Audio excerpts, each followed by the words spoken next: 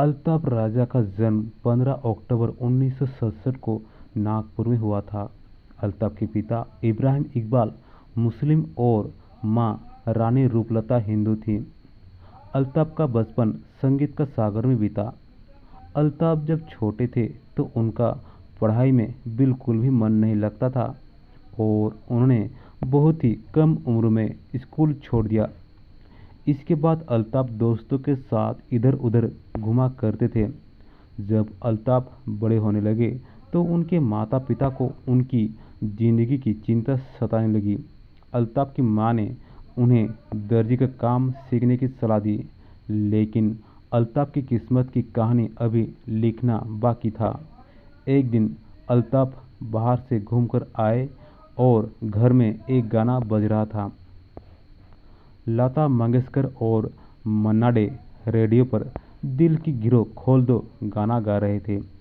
अल्ताफ को ये गाना बहुत पसंद आया। इसके बाद अल्ताफ ने भी संगीतकार बनने का सपना देख लिया। अल्ताफ ने अपनी मां से इसका जिक्र किया तो उन्होंने अल्ताफ को संगीत की ट्रेनिंग लेने के लिए भारतीय विद्यापीठ विश्वविद्यालय में भेज दिया। संगीत की ट्रेनिंग लेकर अल्ताफ गानों की दुनिया में अपनी जमीन तलाश रहे थे। मुंबई में सुरों के शिक्षक गोविंद प्रसाद के पास अल्ताफ गायकी को दुरुस्त करने लगे। 1989 का साल शुरू हो गया और अल्ताफ के सुर पक्के हो रहे थे। करीब 3 साल तक अल्ताफ देश के कोने कोने में शो करने लगे। साल 1993 आया और अल्ताफ की किस्मत के दरवाजे खुलने वाले थे। अल्ताफ राजा के एक शो में बीन्स कंपनी के कव्वाल मोहम्मद सैफी नियाजी भी मौजूद थे। सैफी ने अल्ताफ की आवाज़ सुनी और दंग रह गए। इसके बाद अल्ताफ को बीन्स कंपनी के लिए ऑडिशन के लिए बुलाया गया। ऑडिशन में पास होने के बाद साल 1993 में अल्ताफ राजा का एक म्यूजिक एल्बम सजदा रब को कर लो रिलीज किया गया।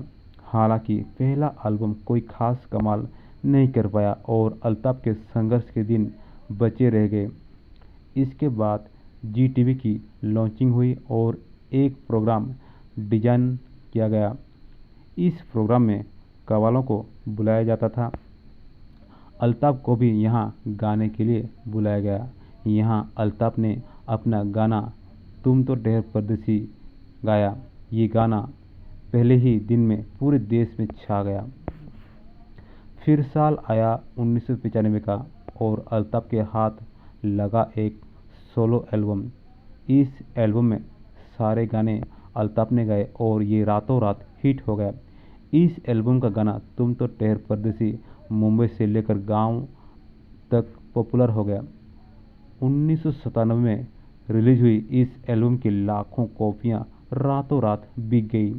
इसके बाद अल्ताफ राजा को मिथुन चक्रवर्ती की फिल्म शपथ फिल्म में गाना गाने का मौका मिला।